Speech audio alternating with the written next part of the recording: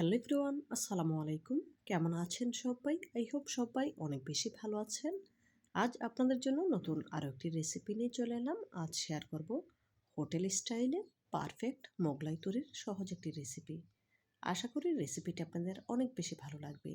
তো বন্ধুরা, কথা না বাড়িয়ে চলুন মোগলাই তৈরির মূল প্রস্তুত প্রণালীতে যাওয়া যাক। মোগলাই তৈরি করার জন্য এখানে একটি মিক্সিং বোলে নিয়ে নিচ্ছি মেজারমেন্ট কাপের 2 কাপ ময়দা, দেব স্বাদমতো লবণ, 2 টেবিল চামচ সয়াবিন তেল। এখন হ্যান্ড উইক্সের সাহায্যে সবগুলো উপকরণ খুব ভালোভাবে মিশিয়ে নেব। মিশিয়ে নেওয়া হয়ে গেলে এখন অল্প অল্প নর্মাল পানি দিয়ে ডো তৈরি করে নিতে হবে।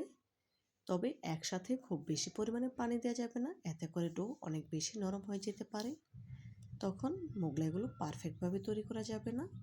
মোগলাইয়ের জন্য ডো কিছুটা টাইট করে তৈরি করতে হয়, খুব বেশি নরম করা যায় না, তাহলে কিন্তু মোগলাইগুলো তৈরি করা যাবে না। দেখুন, আমি কয়েকবারে অল্প অল্প পানি দিয়ে একটি টাইট ডো তৈরি করে নিচ্ছি। এই পর্যায়ে ডোটা আমার তৈরি হয়ে গিয়েছে। দেখে বুঝতে পারছেন ডোটা কিন্তু কিছুটা টাইট রেখেছি। আর উপর থেকে কিছুটা সয়াবিন তেল মাখিয়ে নিচ্ছি যাতে করে ডোটা ড্রাই হয়ে না যায়। এখন একটি পাতলা সুতি কাপড় পানিতে ভিজিয়ে পানিটা নিংড়ে নিয়ে ডোটাকে ঢেকে রেস্টে রেখে দেবো 10 মিনিটের জন্য। এই 10 মিনিটে ডোটা মোগলাই তৈরির জন্য পারফেক্টভাবে সেট হয়ে যাবে। আর এরই মধ্যে আমি ডিমের মিশ্রণটা তৈরি করব।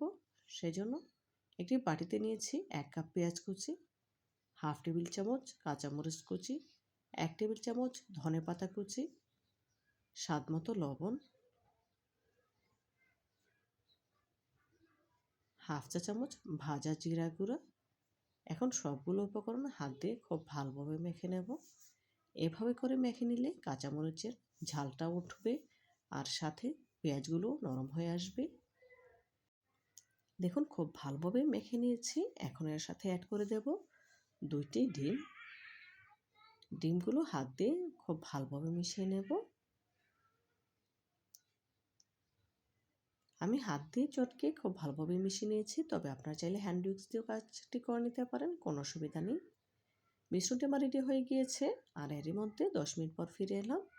এই 10 মিনিটে ডোটা পারফেক্টভাবে সেট হয়ে গিয়েছে। দেখুন কতটা সফট হয়েছে ডোটা। এখন এই ডোটাকে আরও 1 থেকে 1.5 মিনিট খুব ভালোভাবে মথে নেব। দেখুন ডোটা আমার মথে নেওয়া হয়ে গিয়েছে। এখন চপিং বোর্ডের উপর তুলে নেব। ডোটাকে একটু লম্বাটে করে নিয়ে সমান 3টি ভাগে ভাগ করে নিচ্ছি। 2 কাপ আটা দিয়ে আমি 3টে মোগলাই তৈরি করব। এখানে একটি ডো নিয়েছি, উপর থেকে কিছুটা শুকনো ময়দা ছিটিয়ে দিলাম রুটি বেলে নেওয়ার জন্য। এখন বেলনির সাহায্যে রুটি বেলে নেব।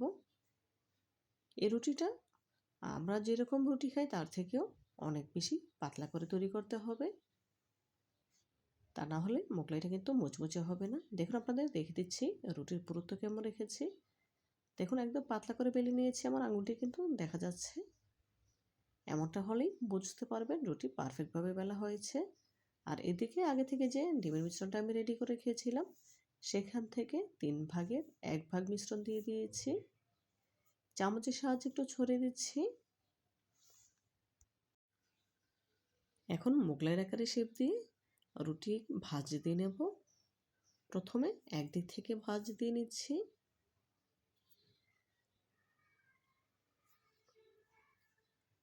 এখন এখান থেকে সামনে একটু ডিমের মিশ্রণ নিয়ে রুটির উপর লাগিয়ে নিচ্ছি যাতে করে রুটিটা খুব ভালোভাবে সেল করা যায়। এই ডিমের মিশ্রণটা আঠার কাজ করবে। দেখুন এই সাইড থেকেও আমি ডিমের মিশ্রণ লাগিয়ে নিচ্ছি।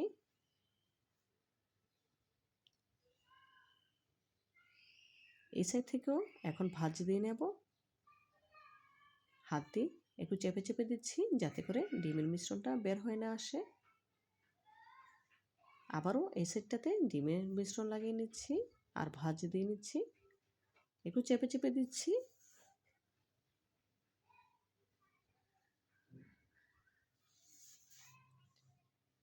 খুব ভালোভাবে চেপে নিয়েছি যাতে করে ভেতর থেকে ডিমের মিশ্রণটা বের হয়ে না যায়।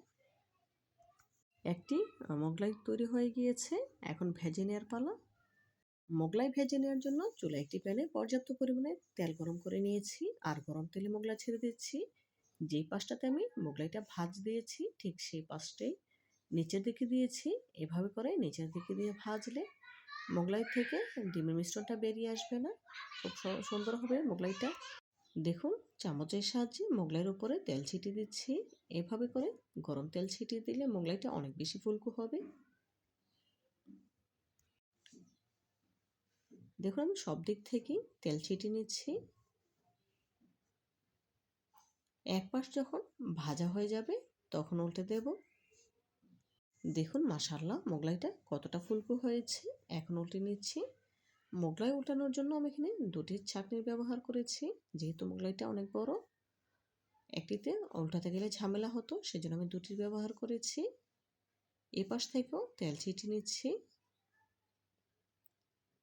মাঝে মধ্যে মাঝ বরাবর একটু চাপ দিচ্ছি যাতে করে মোগলাইটা সম্পূর্ণটাই ফুলে ওঠে।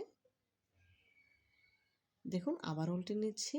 এভাবে করে কয়েকবার উল্টে পাল্টে মোগলাইটাকে গোল্ডেন ব্রাউন কালার করে ভেজে নেব। দেখুন মাশাআল্লাহ এই পর্যায়ে মোগলাইটা আমার ভাজা হয়ে গিয়েছে, সেই কাঙ্ক্ষিত কালার চলে এসেছে, দেখেই বুঝতে পারছেন। একদম মুচমুচে করে ভেজে নিয়েছি। আর গ্যাসের ফ্লেম শুরু থেকে শেষ পর্যন্ত মিডিয়াম হিটে রেখে মোগলাইটাকে ভেজে নিয়েছি। এখন ছাঁকনিতে তুলে এক্সট্রা তেল ঝরিয়ে নেব। এভাবে করে একই প্রসেসে সবগুলো মোগলাই ভেজে নেব। এক এক করে সবগুলো মোগলাই ভেজে নিয়েছি। এখন একটি সার্ভিং ডিশে সার্ভ করে নিয়েছি। এখন একটি মোগলাই কেটে দেখাচ্ছি। দেখুন মোগলাইটা কতটা মুচমুচে হয়েছে আর কতটা ফুলকো হয়েছে, দেখে বুঝতে পারছেন। মোগলাইয়ের ফাইনাল লুক দেখুন মাশাআল্লাহ, দেখতে একদম পারফেক্ট হোটেল স্টাইলে হয়েছে। দেখে নিশ্চয়ই বুঝতে পারছেন কতটা লোভনীয় হয়েছে। তো বন্ধুরা আজকের মতো বিদায় নিচ্ছি। ভালো থাকবেন সবাই। দেখা হবে নতুন কোনো রেসিপিতে। আল্লাহ হাফেজ।